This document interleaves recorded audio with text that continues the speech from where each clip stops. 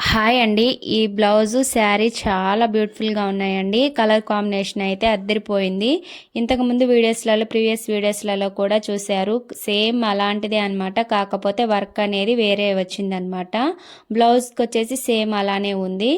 ఇక్కడ వచ్చేసి మనకి ఈ బ్లౌజ్‌కి, శారీస్‌కి మ్యాచ్ అయ్యేలా ఎలా ఇచ్చారంటే, శారీలో వచ్చేసి కట్ వర్క్ వచ్చింది కదా! ఈ బ్లౌజ్‌లో కూడా హ్యాండ్స్‌కి అనేది కట్ వర్క్ ఇచ్చేసారనమాట. వర్క్ ఇచ్చేసి హ్యాండ్ దగ్గర కట్ వర్క్ ఇచ్చేసారు. ఈ శారీ అయితే హైలైట్ అండి. కలర్ అనేది చాలా బాగా నచ్చింది. బ్లాక్‌గా ఉన్న వాళ్ళకి ఇలా డార్క్ షేడ్ కలర్స్ బాగుండవని అంటుంటారు. కానీ మనం కట్టుకుంటేనే బాగుంటాయండి.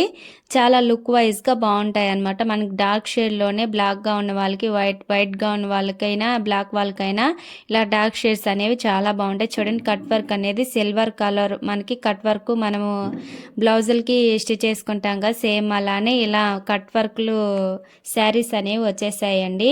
ఇక్కడ వచ్చేసి చూడండి, మనకి పళ్ళు అనేది ఇలా వస్తుందన్నమాట. పళ్ళు వరకు మనకి ఇక్కడ వరకు ఇచ్చేసారండి. చూడండి, వర్క్ అనేది చాలా బాగుంది కదా.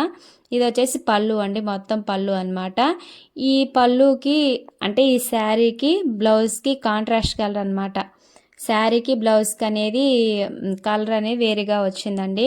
ఇక్కడ నేను బ్లౌజ్కి అనేది ఈ శారీలో ఉంది చూడండి, సిల్వర్ కలర్ అనేది అది పైపింగ్ లా వేసేసానండి.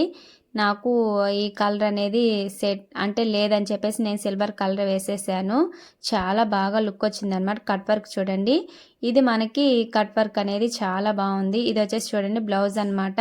ఇలా పైపింగ్ ఇచ్చేసి హ్యాండ్స్ అండి హైలైట్ అనమాట. మనకి మామూలు మగ్గం వర్క్ ఎలా ఉందో సేమ్ అలానే వచ్చేసింది. ఫ్రంట్ సైడ్ కూడా ఇలానే పైపింగ్ ఇచ్చేసాను అండ్ బ్యాక్ సైడ్ థ్రెడ్స్ ఇచ్చేసాను.